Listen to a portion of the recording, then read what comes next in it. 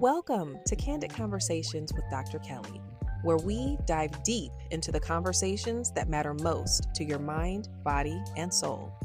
I'm your host, Dr. Kelly Utenham, a passionate advocate for brain health and wellness. And here on this podcast, we explore candid conversations about life, health, and the stories that shape us. Whether it's about mental health, sports, or simply navigating everyday challenges, we keep it real, raw, and relevant. Without further ado, let's get into today's episode. Welcome to another episode of Candid Conversations. I am joined from way across the pond in Australia, the wonderful Brendan Smith. He is here to talk to us about a wonderful framework called SQUARE1. Thank you so much for being here, Brendan. That's all right. Thanks so much for having me. It's awesome to connect. Oh, absolutely. It is my pleasure. I think the power of Instagram is phenomenal because that's how we connected. Could you tell our listeners a little bit about yourself?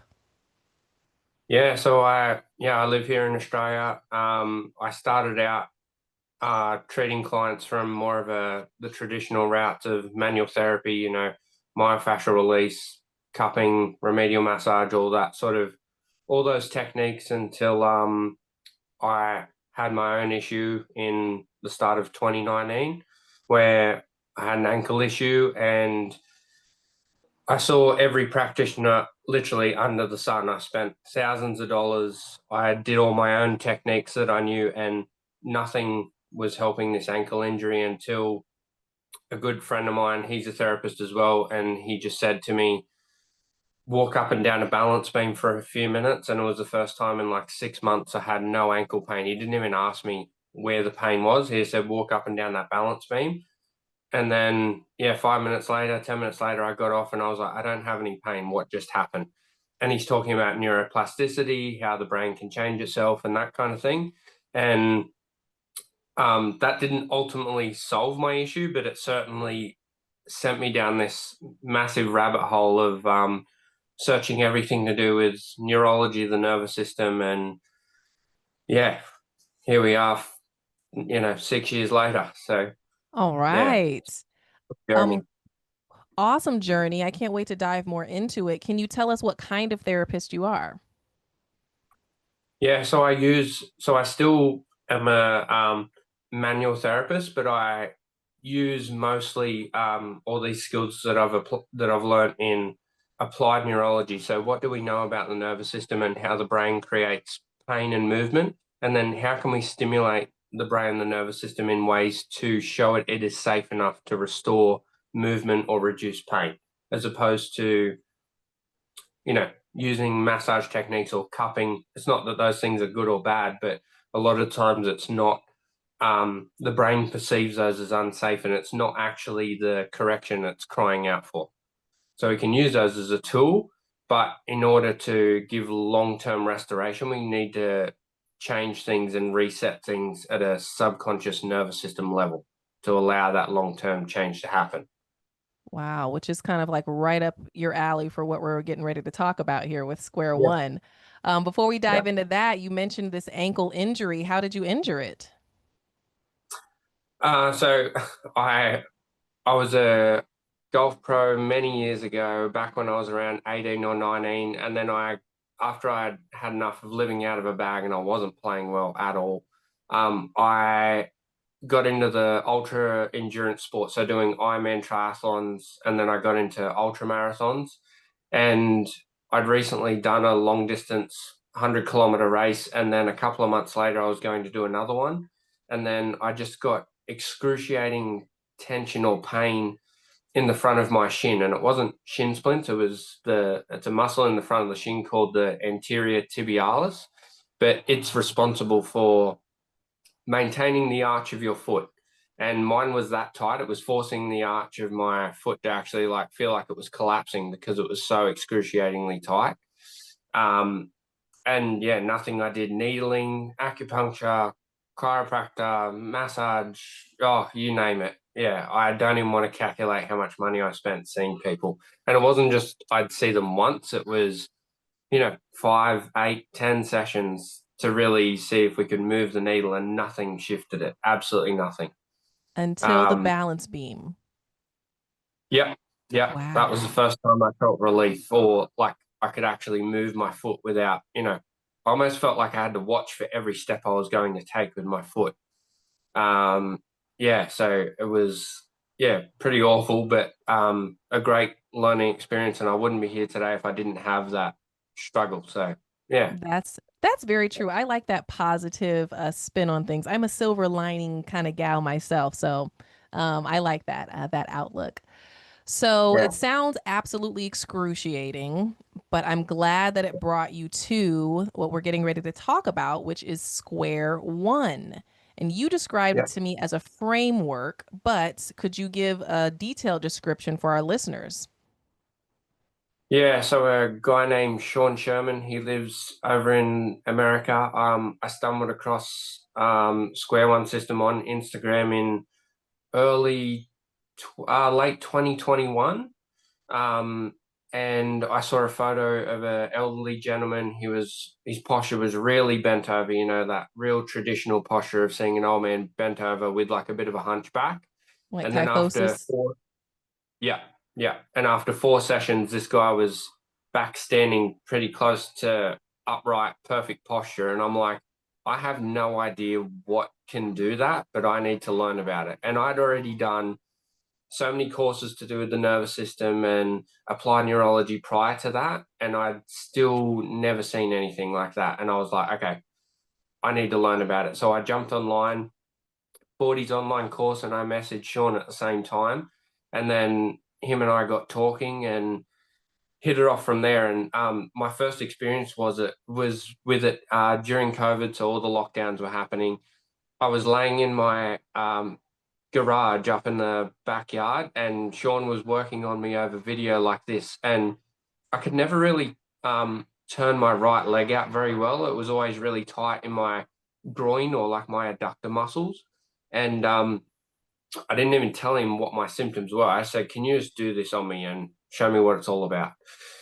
And at the end of the session, I sat up and my leg just folded out by itself, and I could just feel my eyeballs nearly fell out of my head. And I was just like, I have no idea what just happened, but if you can do that from the other side of the world, what can you do in person? So I started doing this straight away, not only on myself, but I practiced it on family and friends before I started doing it on my clients. And yeah, I just started getting very wild results, which what felt like I was doing very little. But when you start to understand the brain, the nervous system, and how we receive information from the world and how we apply that to how we move, it actually makes perfect sense. So I was like, okay, this actually makes perfect sense why it's working.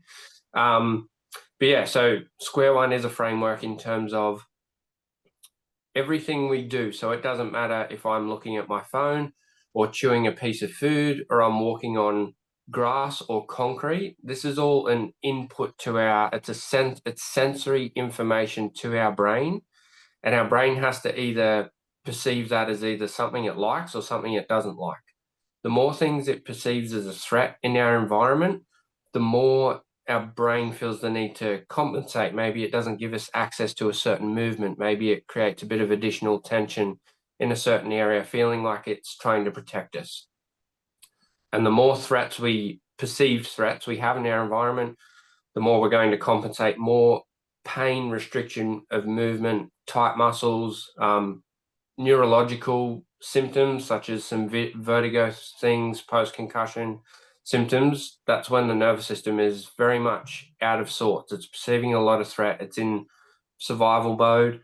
And Square One is a framework that we can use on people to help restore some organization to their nervous system and allow them to perceive less threat in their environment, but also in their own internal body. Fantastic description. And this can be done through a sequence of movements that you, a provider, can have a patient do either in person or virtually, depending upon the level of severity of that injury, that can absolutely retrain or reset, clear, as you have used that term with me, to clear that potential threat in the brain so that the Yeah. movements can operate at baseline, really, right? Yeah, exactly. It's so the way our, and we can strengthen our body in certain areas, right? Of course we can. But in terms of how we hold ourselves with our posture, that's controlled by three systems. That's our visual system, because that's how we see the world. Our vestibular system. So how do we know how to balance on one foot? Our vestibular system is controlling that, and our proprioceptive system. So if I'm itchy at the back of my head, for an example, how do I know where the back of my head is to go and scratch it there? That's knowing where our body is in space. Or if I'm going to run, how do I know that I'm just going to land on my foot perfectly with it under my body? I'm not thinking about these things, they just happen automatically. And yeah, again, that's controlled by those three systems, and they're the three systems that we use within the SQUARE1 framework to restore and give clearer information from those three systems to restore, whether it's pain, movement, dizziness, concussion symptoms, whatever it may be. Fantastic. Okay, I'm nerding out. I love this kind of talk. So I've got so many questions. But before I dive into those, I want you to let our listeners know what the vestibular system is in layman's terms, because we're probably going to be using that term quite a bit. And I want people to really understand what it is and what it does. Yep. So it's the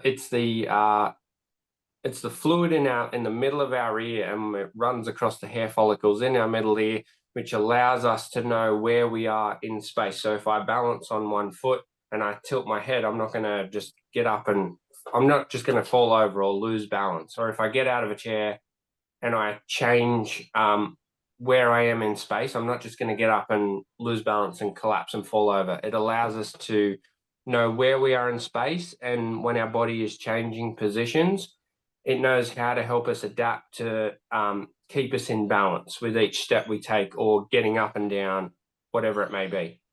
Swinging a golf club. Yeah. Yes, all my golf pros out there. But ironically, this is what golf or a golf injury is what brought me to experience SQUARE1 or SQ1, as listeners, you may hear us refer to it as SQ1 for short. But I had an intercostal muscle strain a couple of years ago, and it is an excruciating pain that I never want to experience again. But to your point, my brain, there's a book out there that's called The Body Keeps the Score, I believe it's called. But like, Yeah. your brain really does remember that kind of pain and trauma. And so throughout the years, when I benched myself from the course, but when I would, practice my swing or go to Top Golf just to, hit some balls, I was not hitting it with all of my might and all those things, because I was very concerned about re-injuring, and that affects psychologically how I'm playing. So I can only imagine concussion and other injuries. I want to back up just a Yeah. little bit, because you said that you were using your techniques and knowledge of SQUARE1 on your family and friends. And Yeah. some of that family were brothers, right? Your brothers played rugby, and then you started working on them. Can you talk about that? Yeah, the first time I actually worked on one of my brothers wasn't actually for a concussion. He played football the day before. He was coming to visit me the next day, and when he turned up, he had his arm in a sling. And I'm like, "What did you do to yourself?" And he goes, "Oh, the physiotherapist thinks I've fractured my AC joint in my shoulder." I'm like, "Oh, okay." I'm like, "Have you had an X-ray or anything like that?" And he goes, "No." So I didn't touch his shoulder. I did not place my hand even on his shoulder. But when he tried to lift his arm, I've got this on video on my Instagram page. So he tried to lift his arm. He could barely lift it in front. He tried to lift it to the side. He could barely lift it. All I did was work through his nervous system and use his vestibular system to restore some safety to his nervous system. And it was like 10 or 15 minutes later, he had full range of motion back in his arm. And 3 weeks later, he was doing push ups pain free again. And 2 days later, we did confirm he had a fractured AC joint. And that just completely blew me away, that I'm like, obviously there's going to be a lot of threat around that area because it's broken, but the brain would not give us access back to that if it didn't feel safe enough to do so. And he never lost that range of motion. So sometimes if I work on someone and there's an underlying tissue injury that we don't know about yet, I'll work on them, but the pain might come back in a day or two, which tells me that there's likely something else going on underneath that needs to be further investigated. But with him, it never changed. So even though we confirmed there's a fracture, he kept his full range of motion. 3 weeks later, he's doing push-ups pain-free. And yeah, that was crazy to me. So, Wow. then the concussion stuff came not long after, Well, fortunately and unfortunately. I agree. We're getting ready to go into that. But did your brother have any kind of surgery to repair the fracture? Or did it heal on its own? Yeah, with an AC injury, unless it's really bad, you often don't need surgery there. So he didn't end up needing surgery in that area. So yeah, he Okay. was fine. So yeah. Well, I'm glad to hear that. Thank goodness for your brother. So let's dive into the concussion space. How can SQ1 work with those who have concussion? And feel free to use your brother or brothers as an example. Yeah. So after one of my brothers had three really bad concussions within a 12-month period. So he had one and he came and saw me. This was not long after the brother with the broken arm. Okay. And I was just checking his eyes. And when I'm asking him to just track my finger or watch my finger, his eyes would like jump. So he couldn't smoothly follow my finger. His eyes were skipping parts. And I was like, okay, I'm just going to watch that and then I'm going to work on him and then we're going to come back and revisit this. And it was jumping like 4 or 5 times and we got it down to it was only jumping once. So he was able to smoothly watch my finger again, but it would skip once around the nose and then it would come back to normal. So to see that sort of transition in 30 minutes time, and his concussion was literally a day or two prior. So seeing a drastic change like that, I was just like, wow, that's wild that someone's eyes can literally change like that if you give the brain what it wants. So yeah, seeing how noticeably different he felt just after working on him for 30 minutes, it was really cool to see, but also impactful for me knowing that I could make that sort of difference with concussion symptoms, especially obviously the sooner the better that I get these clients. But even years later, if someone's had a concussion, they come and see me, seeing these changes it's consistent across the board what I see. So yeah. Interesting. So the sooner the better, but if someone has experienced a concussion or really any injury, because when you and I talked, we talked about how my pinky toe was broken because a sibling slammed it at a door when I was a child. Anyways, Yeah. but it doesn't matter the length of time, like this can still work on people. And you also told me about a client that you worked with who had an injury from years prior and you were able to clear and see results. Could you talk about that? So I taught a recent SQUARE1 workshop here in March of this year, and we had a physiotherapist come to learn SQUARE1. I know you guys call them physical therapists. We call them physiotherapists here. Yes. And in Canada, they call And them physios. okay, yeah, right. And yeah, so it got to late in the second day, and I just happened to see a scar on her knee. And I just said, "Can you try and lift your leg for me?" And she lifted her leg perfectly fine.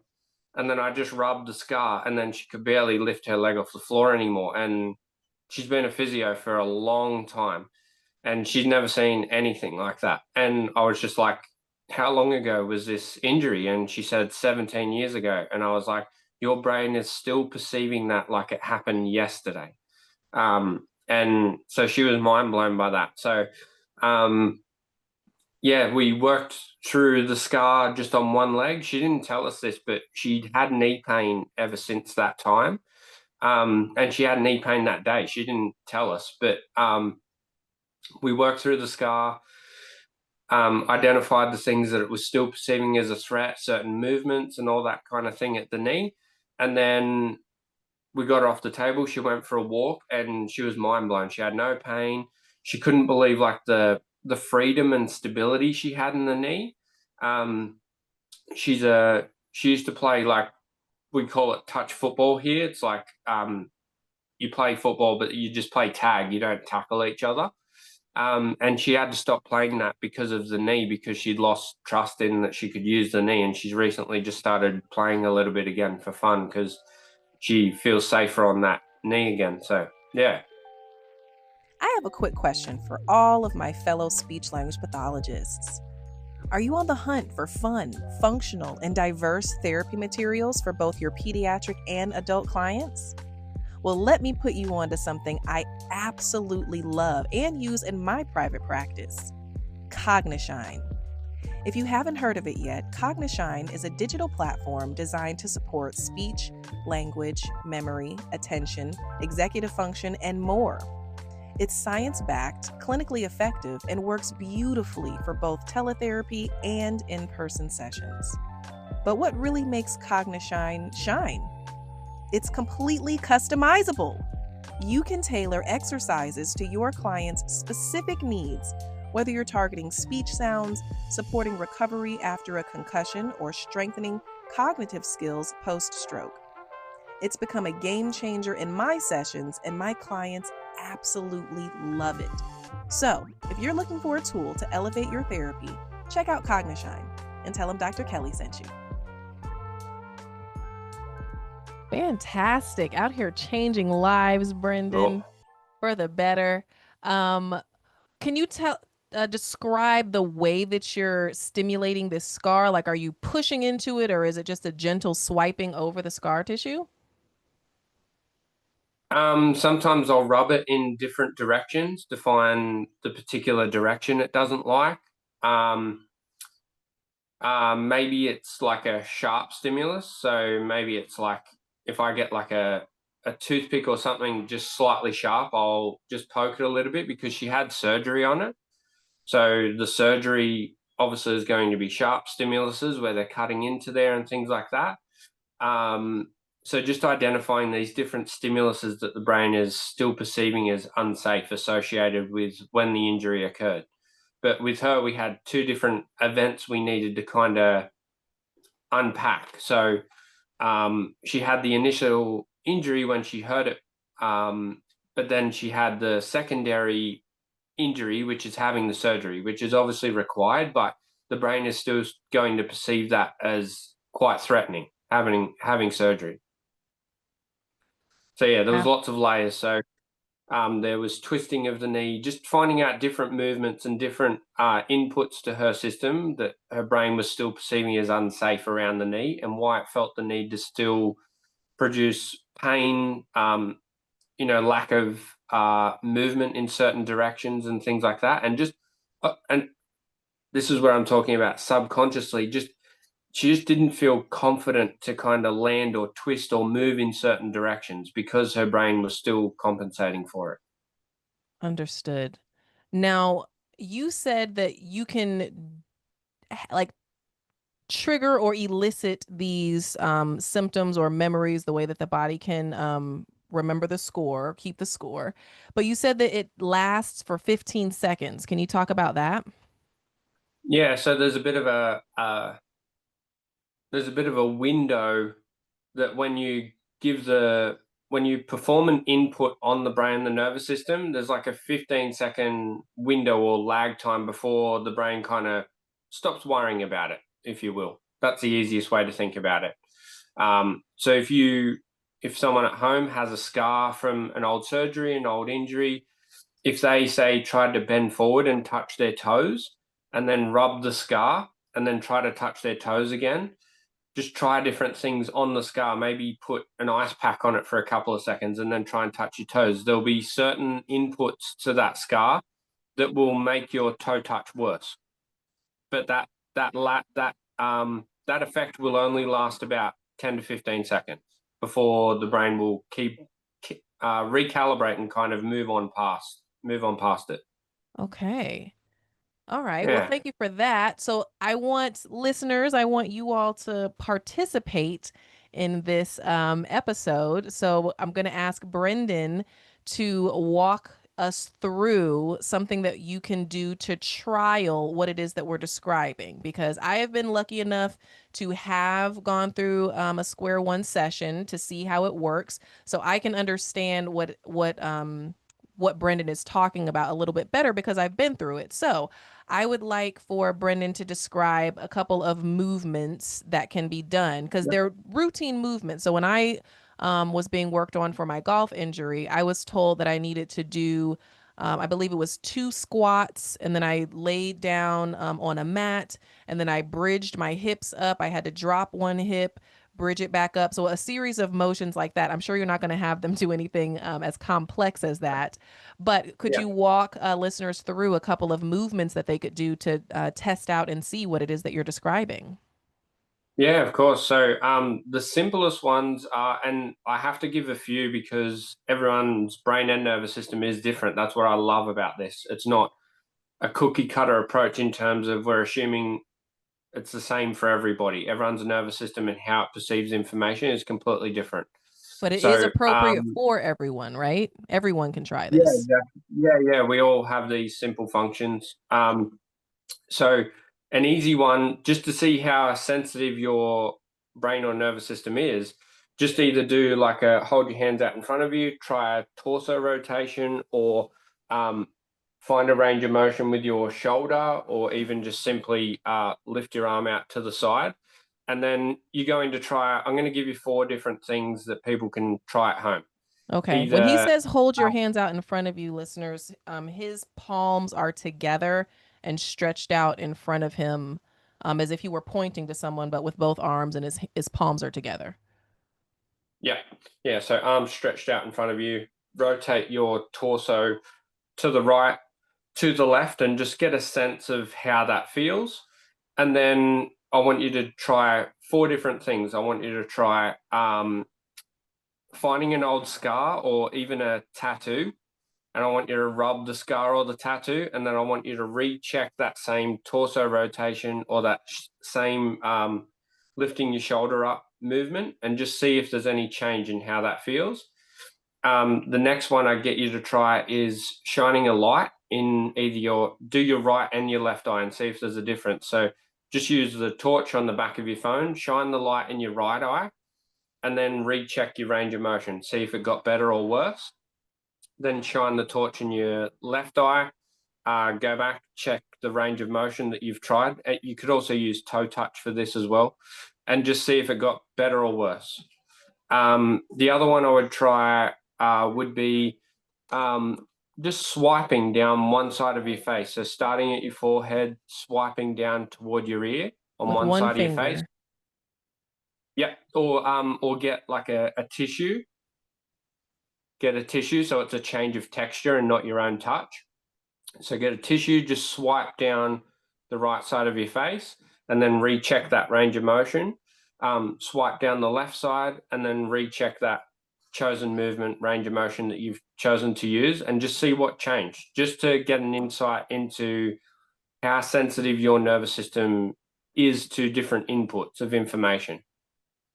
And so, if someone has a tattoo or a scar or is checking for a particular injury that they're thinking about, what should Yep. they notice once these movements have taken place? And listeners, when he says torch, he means flashlight for American listeners. Oh, yeah. Yeah. So after they perform the stimulus and they recheck that range of motion, if the brain liked that input, they may see an improvement in that range of motion, or more times than not, it gets worse. In terms, they could rotate pretty fine, but then they'll perform an input that their brain wasn't overly happy with at the time, and then it'll reduce how much movement or how much range of motion you have in that chosen movement. And that And effect will only last 10 to 15 seconds. okay. And that is exactly what happened when you had me go through some motions for my broken toe, because you had me do the motions, the hands out, and do the rotation. And listeners, when I did the rotation at first without stimulating my pinky toe, my range of motion was complete. I could fully rotate to the left and to the right, but as soon as Brendan had me wiggle and manipulate my pinky toe, my range of motion was limited on the right side. Yeah. So this really does work. and that's not, it's not performing these stimuluses at the moment. That's not fixing anything. Yeah, All we're going I'm to talk about trying the to clearing, do- right? Yeah, so then we need to identify which of these stimuluses your brain is not happy with, perceives as unsafe or as a threat. And then we need to restore and give your body a safety signal, a safety input to know it can perceive that stimuluses as no longer threatening or as unsafe as it did before. And what does that look like? Getting it to perceive it as safe or take away the threat. So we're going to you could use the three systems that control our posture and movement and how we see and take in the world is our visual system, because that's how we take in information and our body knows how to move around based on what it's seeing. That vestibular system we talked about before, knowing how to balance when we land on one foot or get up out of a chair. And our proprioceptive system, knowing where we are in space. So if I run and I land on my right leg, how do I know my right foot is just going to magically land under my body so I don't lose balance? That's our proprioceptive system, knowing where we are in space. So we're going to give the brain a safety input from one of those three systems to restore that. And we're not just going to do it once. We're going to try and identify as many threats as we can within your nervous system, or as many things that aren't integrated in your nervous system that should be, and then clear through as much of this stuff as possible within a session to get your body back to the point where it perceives enough safety to where your specific symptoms starts to improve or go away, whether it's hip pain, concussion symptoms, whatever it may be. Wonderful. Could you describe what a session may look like with someone who has a concussion? Yes.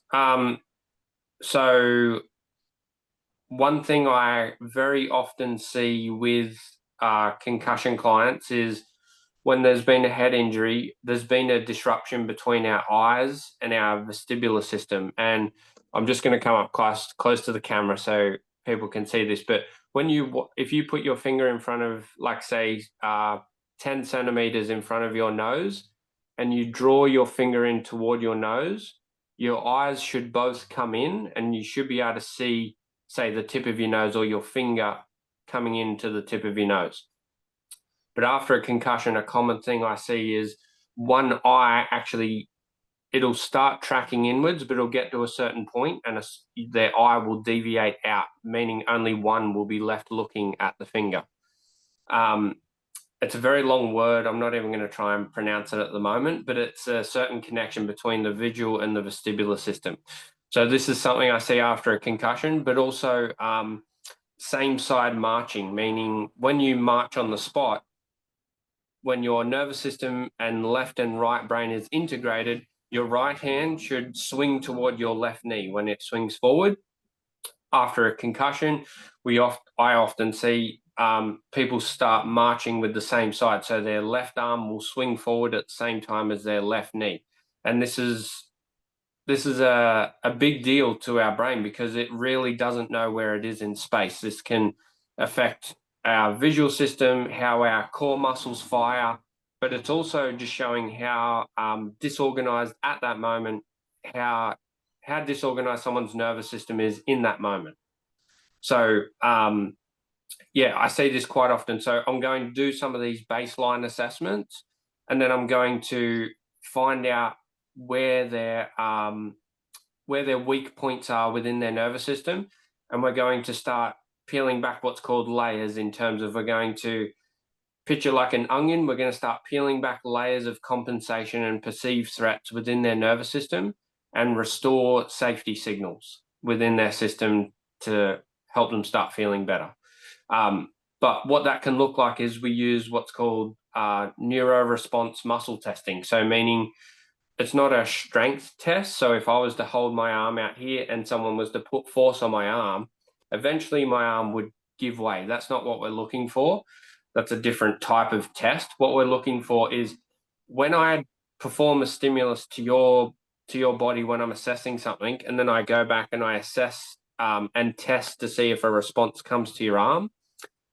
In this example, does the response go there or does it not? So let's say I rub down one side of my face and then I go back and check my arm. Does the brain send a signal still to my arm or does it not?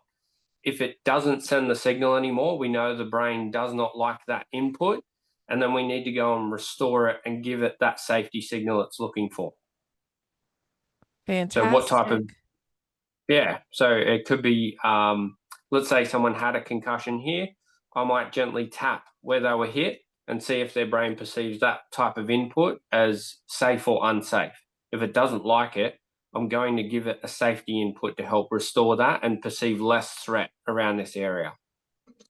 And you have actually done that like in your courses. I remember you telling me about a woman who had suffered a concussion from a car accident, and all you did was gently provide a stimulus by kind of tapping the area where the concussion occurred, and instantly her brain remembered that as a threat. And so in that 15 seconds, she was experiencing, or her brain was letting you know that it didn't like that.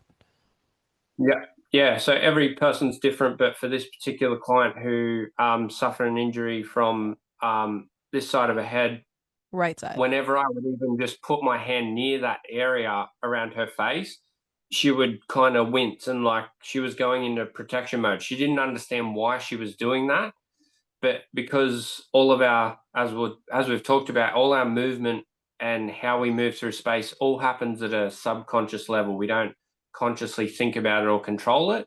So just me moving my hand around here, her brain was like, oh no, the threat or the danger is coming back again. So so I would work around this area and help reduce the amount of threat around this area of her face. Okay. He's gesturing to the part of the client's face and forehead that was impacted.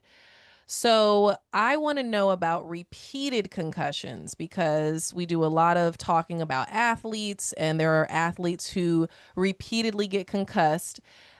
We've talked about severity of brain injury and the benefits of SQUARE1, because you and another SQUARE1 provider, the wonderful Jared Robinson, you all have teamed up and helped a client of mine who has a severe brain injury. So could you talk to the benefits of SQUARE1 for people who may experience concussion over and over again?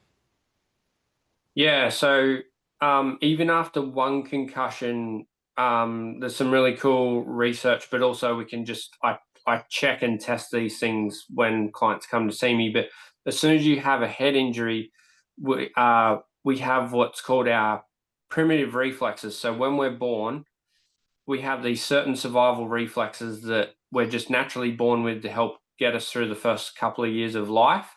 But then these reflexes should integrate and go away.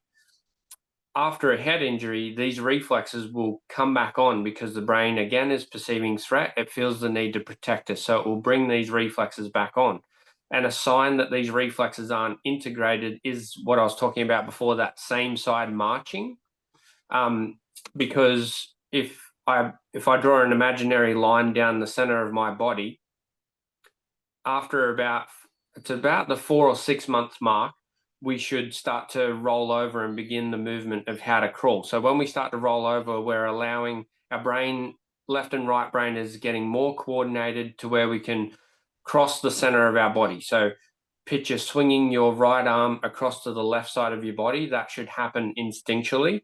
But when some of these reflexes are not integrated, the brain actually can't really coordinate or calibrate that movement as clearly. So a sign of that is that same side marching. So yeah, after one concussion, but especially after several concussions, I heavily focus not only on these reflexes, but also after a concussion, our lymphatic system is affected because there's excess inflammation in the body.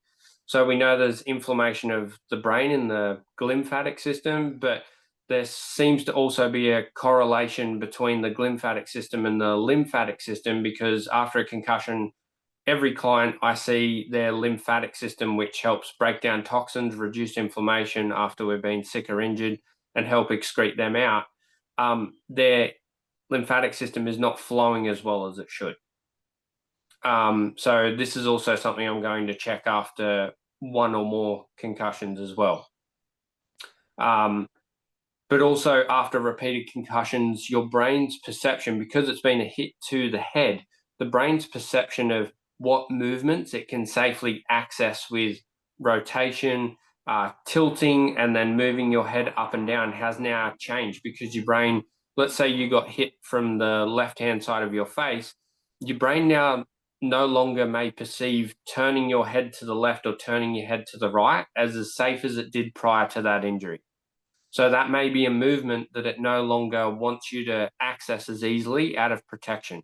So we can check some of these range of motions, see if it affects your sense of balance, or just see if your range of motion in these movements is not as good. And then we can look to restore some of these as well. So this is something I see that's really prevalent after a concussion, is primitive reflexes have come back on. Their visual system is no longer working as well.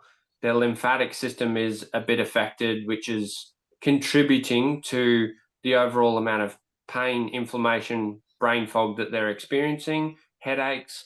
And then lastly, about neck positions and neck tension. Because if the brain doesn't want to access certain rotations or tilts or turns of the head, it'll increase the muscle tone around the neck muscles to prevent you wanting to turn that direction. It's trying to, protect you. The brain is so amazing. The body is so amazing. When you and I spoke prior to today, we were talking about, we talked about the primitive instincts and reflexes. And you mentioned rooting. So for my speech therapists, for my moms and dads who are familiar with what rooting is, could you speak to how that plays a role? Yeah, so when you stimulate the rooting reflex, which, as we know, when we're babies, you stimulate the baby's cheek, it knows to turn toward the mother's milk, a bottle, a pacifier, whatever it may be. But after a concussion, when these reflexes come back on, a common one we see is the rooting reflex, and it is it will affect neck movement and certain neurological pathways around the neck when that reflex is present. But again, the bigger issue with these reflexes is it's kind of like when let's say you're trying to watch a show on Netflix, right? And if your internet speed is not running as fast as it should, you just see the buffering signal on it's like it's trying to load the TV show. When these reflexes are present, your nervous system is doing a very similar thing. You're like, I want to get up and do this thing, or I want to move as fast as I did before.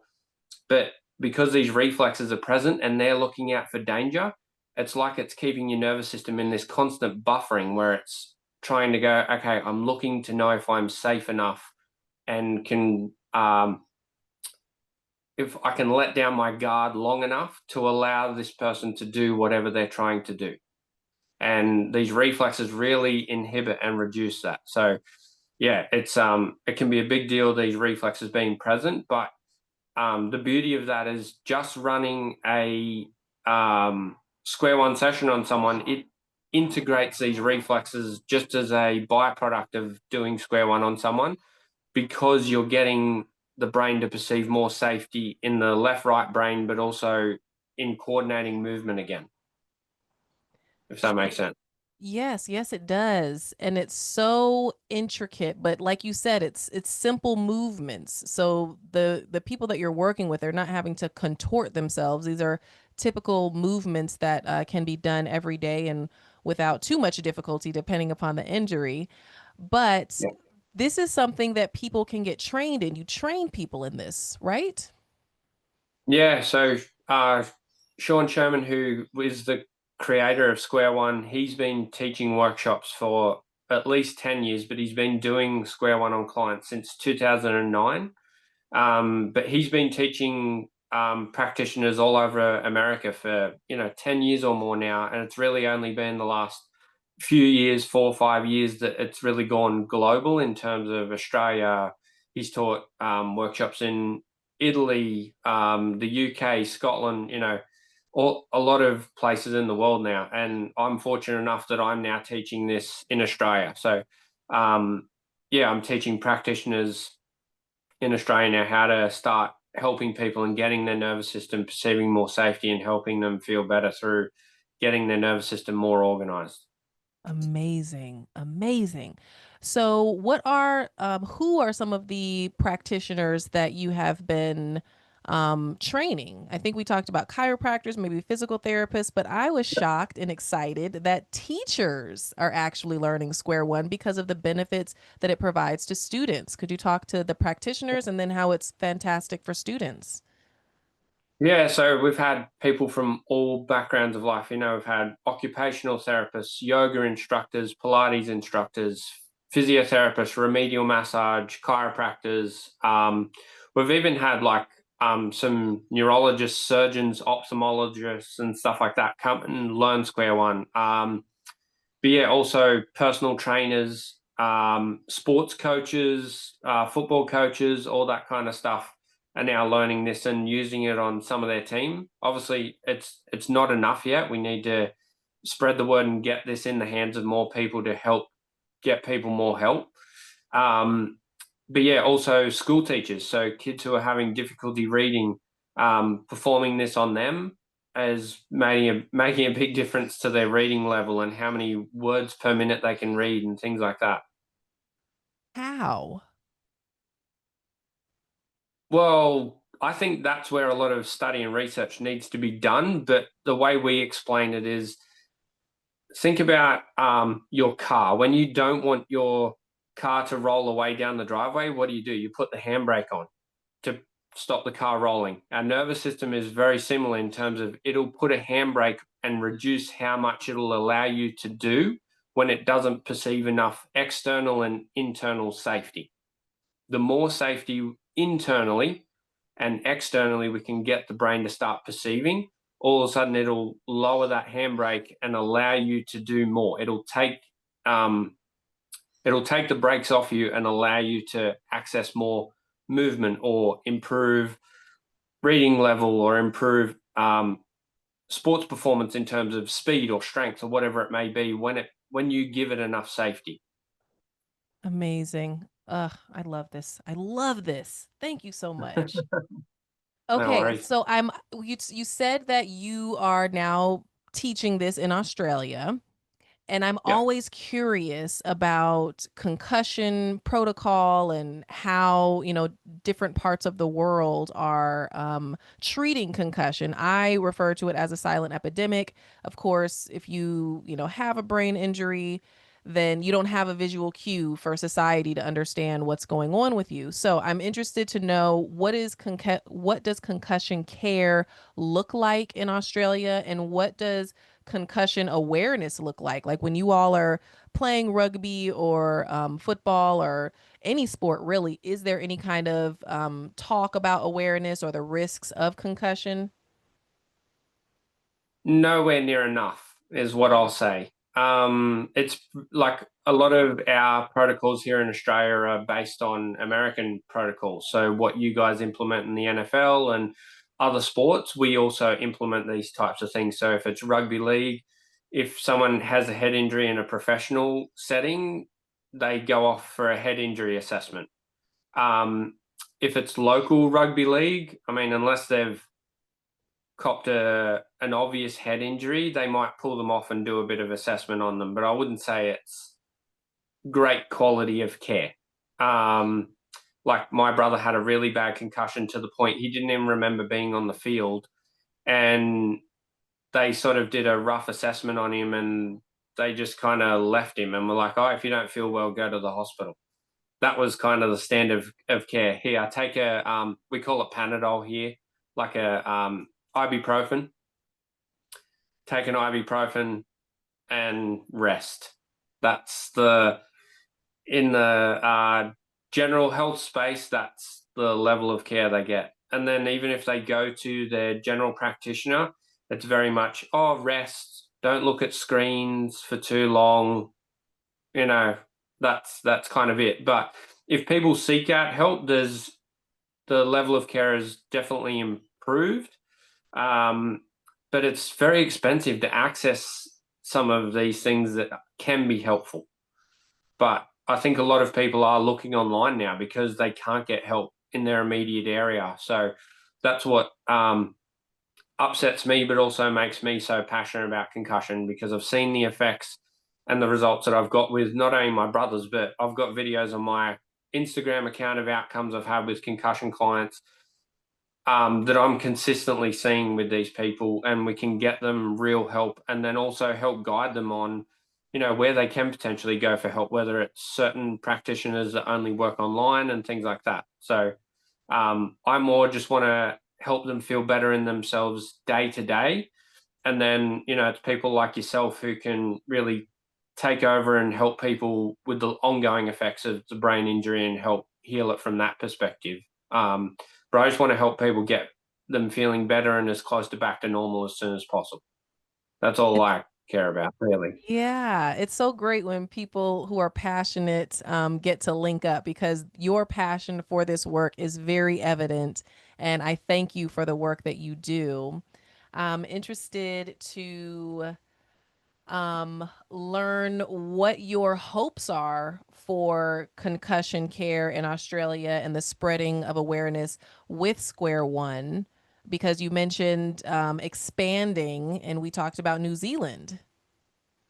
Yeah. So I love New Zealand. I've visited that country a couple of times now, and it's my favorite country I've gone to. I love the place. But there's Sean from SQUARE1 has been on a couple of podcasts with some strengths coaches and stuff like that in New Zealand.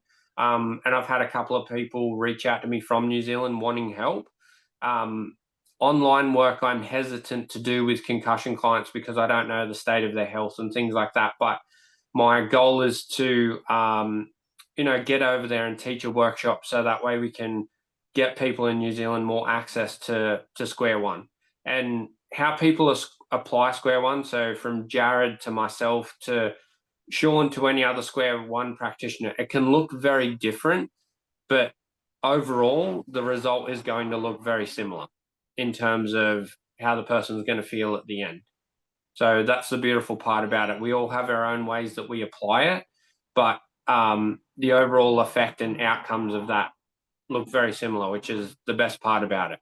I taught one chiropractor. She was here in Australia, but she's from New Zealand. She's just moved back to New Zealand. She's on the North Island, but I'm not exactly sure where. But I can, if anyone wants to know, please reach out to me. I'm happy to pass on her details, and they can use her as a bit of a resource as well. Absolutely. So if someone wanted to find you, how would they do that? Yep. So I'm at Wired to Move on Instagram and Facebook.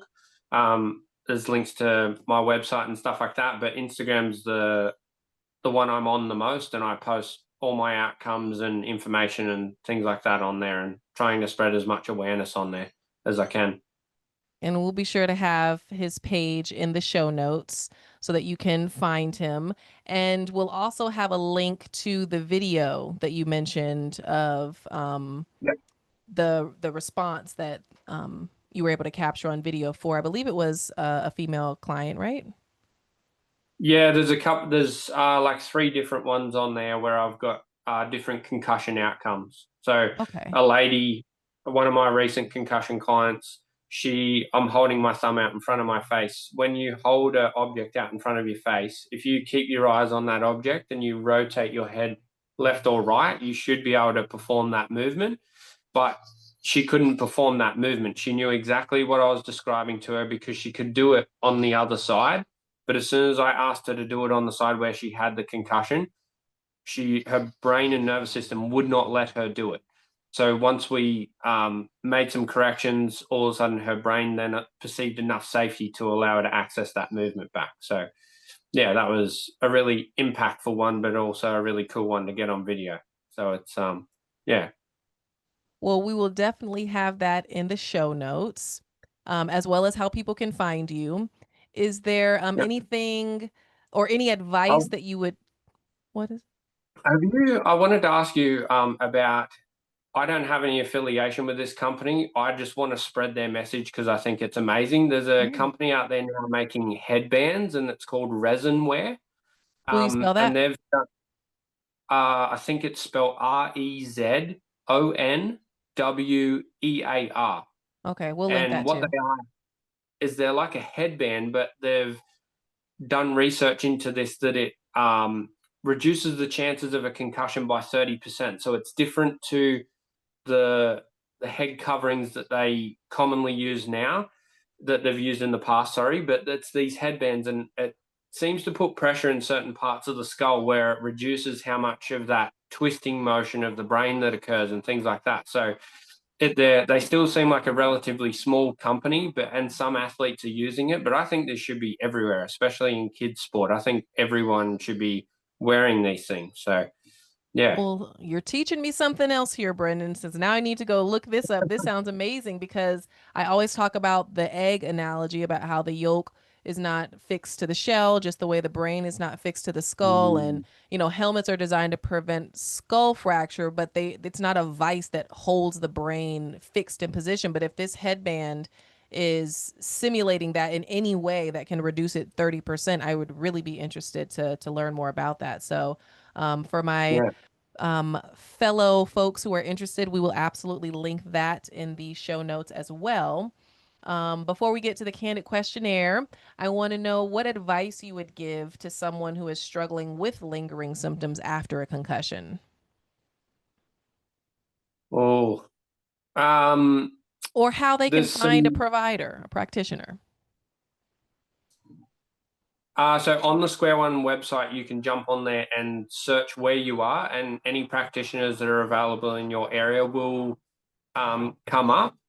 There's a video that you're going to share for me in the show notes, which is a great little exercise. You can regress this movement and advance this level to help your nervous system perceive more safety. But there's a video in the show notes. I'd encourage you to give that a try. In the video, Sean's got his eyes closed, but you can do it with your eyes open, which regresses the movement, which someone after a concussion, they're going to feel much better with their eyes open doing this. Also, there's a page called Stop Chasing Pain, and it's a guy who talks a lot about lymphatic drainage and things like that. And there's some simple little exercises you can just massage around your face, around your neck, just to help get your lymphatic system flowing. Yeah, they would be my two best tips that someone can just try immediately at home and start to feel a little bit better. Amazing. Is there anything else that you want listeners to know or promote before we get to the questionnaire? No, I don't think so. I think, you've done a great job trying to cover it all. That's great. You've done a great job. This is amazing. Okay. Hey everyone, Dr. Kelly here, founder of Brain Talk Foundation, and I need your help. Every donation helps us raise awareness about brain health and concussions, especially in underserved communities. We're going into schools, talking to students, athletes, parents, coaches, educators, and speech-language pathologists, making brain health education accessible and impactful. Brain Talk Foundation is a 501c3, so every donation is tax deductible, and every single dollar makes a difference. Support this mission. Visit braintalkfoundation.org and donate today.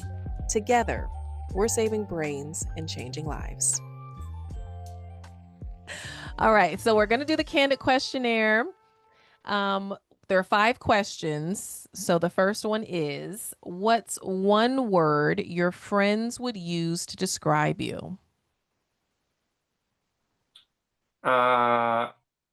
very determined. Yeah, very determined, driven.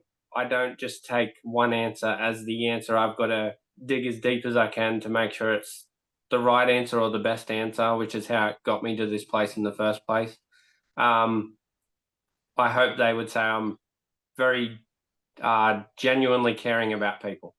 Well, I think that oozes from you. So yes, I would say that that you definitely genuinely care for people, which I absolutely love.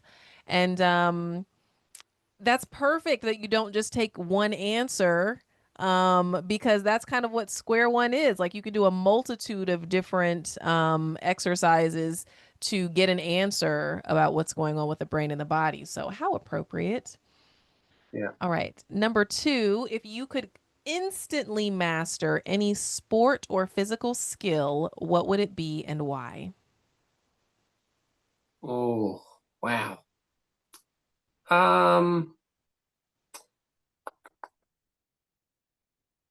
I think these days I would love to be able to.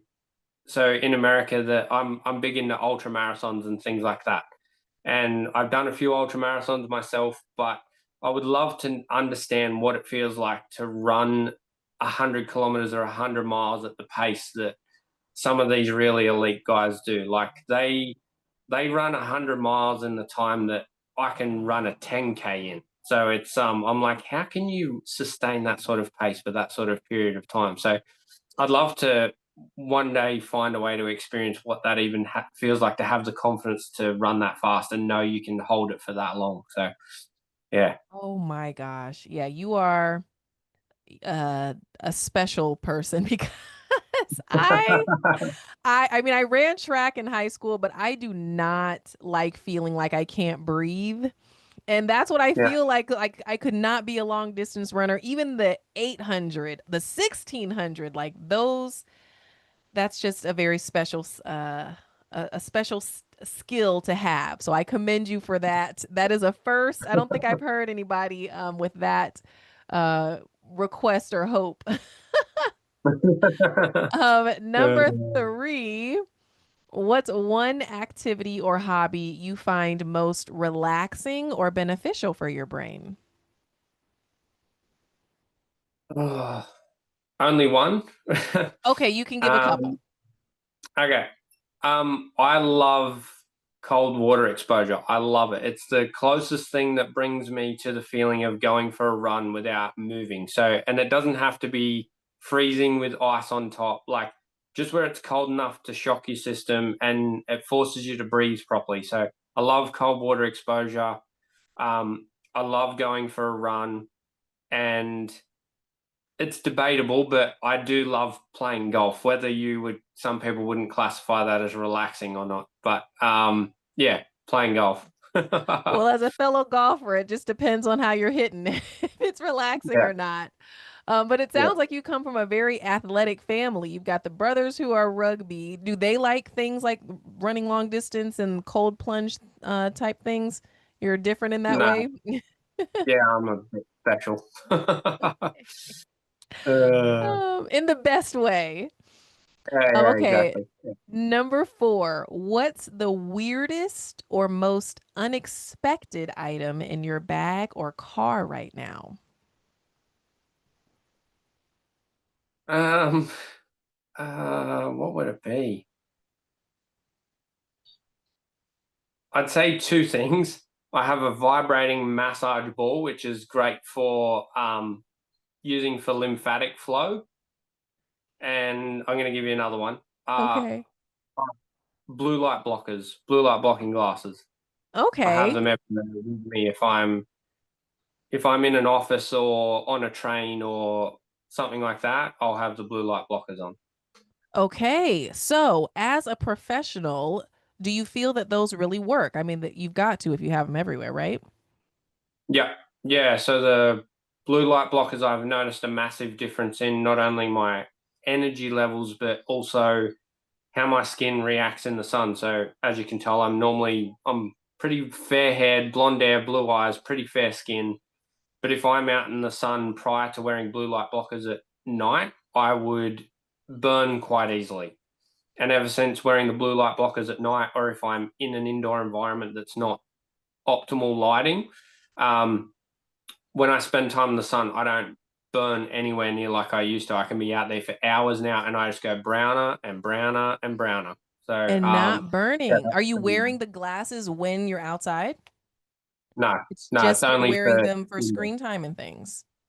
yeah, yeah, Wow. yeah. Wow, wow, wow. So if I'm at the computer inside, I'll be wearing them, but I always try and have all the filters on my screens as well, like a nighttime filter or an evening filter or something like that. So that way you're not getting that direct straight blue light from the screen, because it's And can be really aggravating. and you have that filter on all the time or just at night? I put it on red at night, but I have it on it's like a amber color, like a yellow, Okay. during the yeah. All right. Make a note to do that to my computers. Yeah, there's Oh, some amazing people out there doing amazing work around this circadian biology. From the research has been there for a long time, but from doctors, from people like John Ott, there's a cool documentary where he talks about the impacts of light and circadian rhythm, not only on plants and food, but also our biology. And also Dr. Alexis Jasmine and Dr. Jack Cruz and stuff like that. They're doing amazing work on, the effects of how we can optimize our light environment for our brain health, our nervous system health, our hunger levels, all that kind of stuff. So, okay. yeah. Cool. Very Thanks. cool.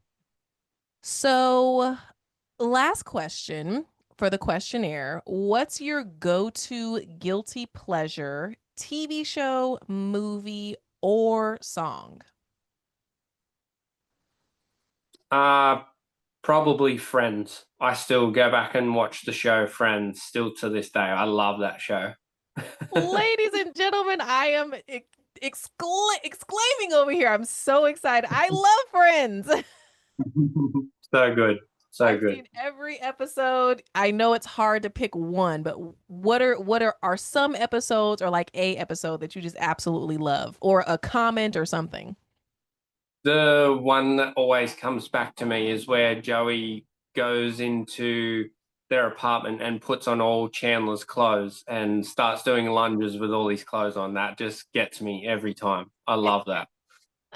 Yes, yes. Oh my gosh. Friends fans out there, if you know, you know.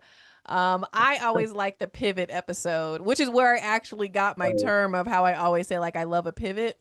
It comes from Yeah, Ross. Pivot. yeah. Good for golf too. Practice your pivot. Very true. And I also just recently learned a little cheat code for putting. Yeah. I may talk about that a little later, but the pivot of the putter really helps with the accuracy. So I've been practicing with my putting green downstairs, and it's been working like a charm. I Nice. do have a bonus Australian question for you. Yeah. So when we Go talked for it. before, I said I love Australia. I love your accent. I love your accent. And I said that I've heard, I want to come to Australia. My goal is I want to scuba dive the Great Barrier Reef. Listeners, if you don't know, I am a scuba diver. But I said that I was concerned because I had heard that the outdoors of Australia can kill you. And you were like, that's not true. So, for my listeners, could you tell us a little bit about Australia and how it is safe to be outside, and don't skimp on the talk about the kangaroos? Yeah. Yeah. So I live in the most eastern part of Australia called New South Wales. Um, I see where I live is, we call it the bush. I know you guys refer those sorts of areas to like a forest, but we call it the bush here. It's a lot of farming and wine vineyards and things like that, where they grow grapes to make wine. So we get lots of kangaroos here, whether it's when I'm playing golf or when I go for a trail run. There's kangaroos everywhere. And the kangaroos are on the course, the golf Yeah, course. on the golf course. Yeah, they'll be laying on the fairway, on the tees, in the bunkers sometimes. But yeah, they'll just be laying, eating the grass, hanging out as a family. And yeah, I see them all the time. I could literally drive 5 minutes from my house now and see a kangaroo. So, but they're not dangerous. I'm sure if you scared one, just like any other animal, it might startle you and respond. And you might see some crazy videos on YouTube where a kangaroo attacks someone. But I run past, I'd hate to know how many kangaroos I've run past in all my life, and I've never even come close to a kangaroo trying to attack me. So, yeah, we see wombats, kookaburras or kingfisher birds. They're very native to Australia, but also very famous in terms of well-known. But I suppose the biggest threat we have at some beaches is, like any beach in the world, is you got to keep an eye out for sharks. But again, I've been a big beach goer, big beach swimmer my whole life.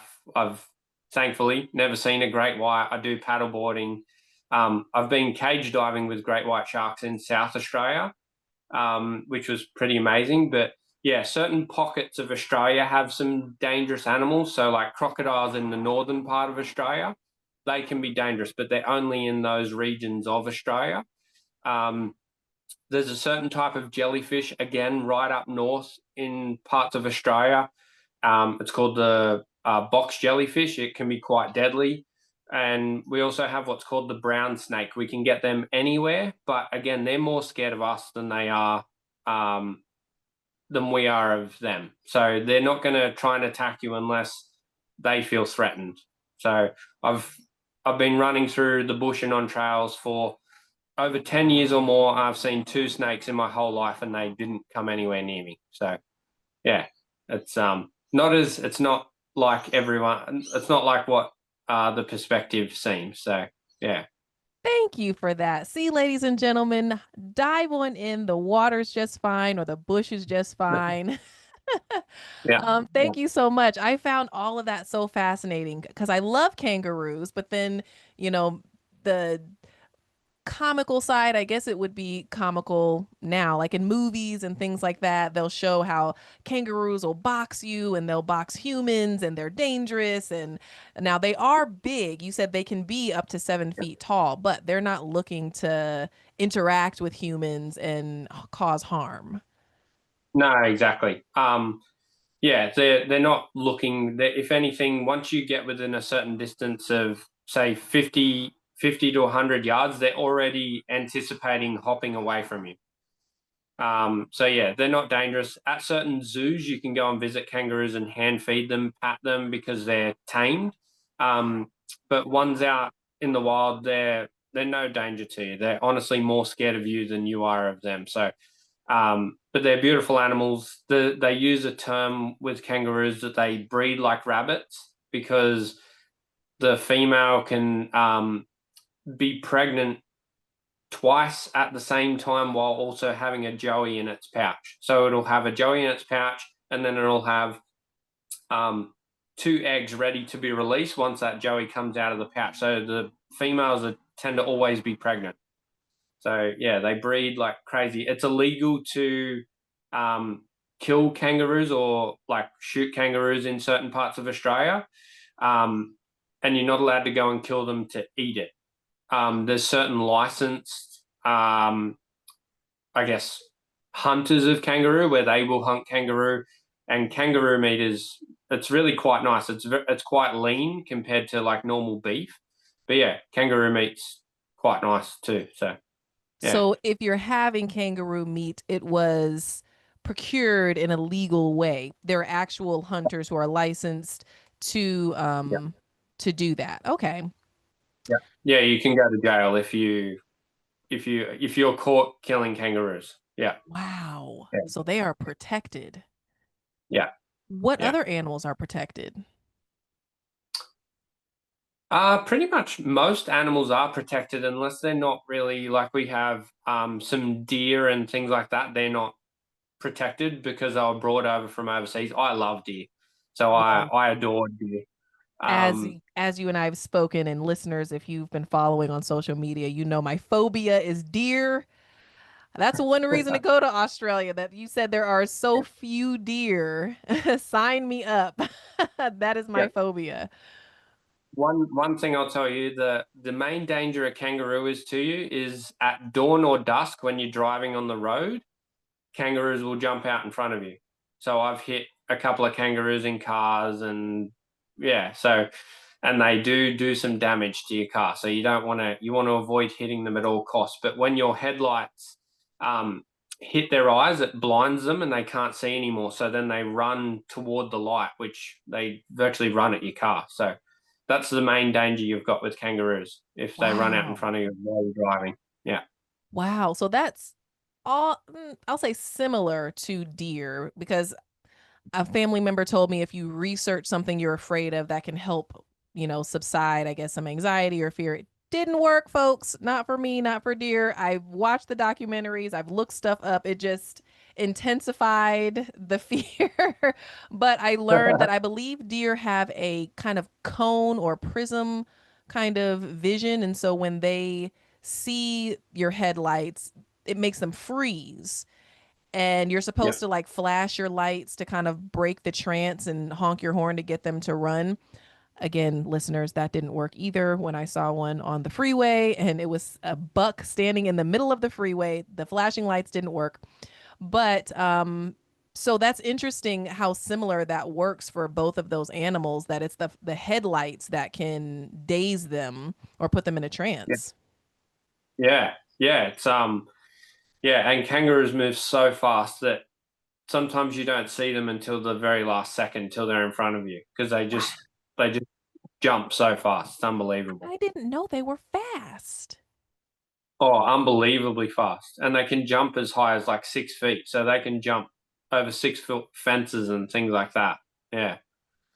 Oh, you're blowing my mind here. Wow. They can jump 6 feet and hop over fences. So does that mean that people in Australia have to build very high fences to keep them out? No, because it wouldn't. No, because as I said, they're not a threat. So some people, they will, depending on where they live, if they're really close to bushland, sometimes they will get kangaroos in their backyard and things like that. But they're not of any danger. They just want to eat your grass. So, yeah, if you've got a dog, you need to be careful of your dog, because kangaroos are smart. They will lure your dog to water and hold them under, because they don't want to be attacked by the dog. So that's one thing. They'll drown a dog? Yeah.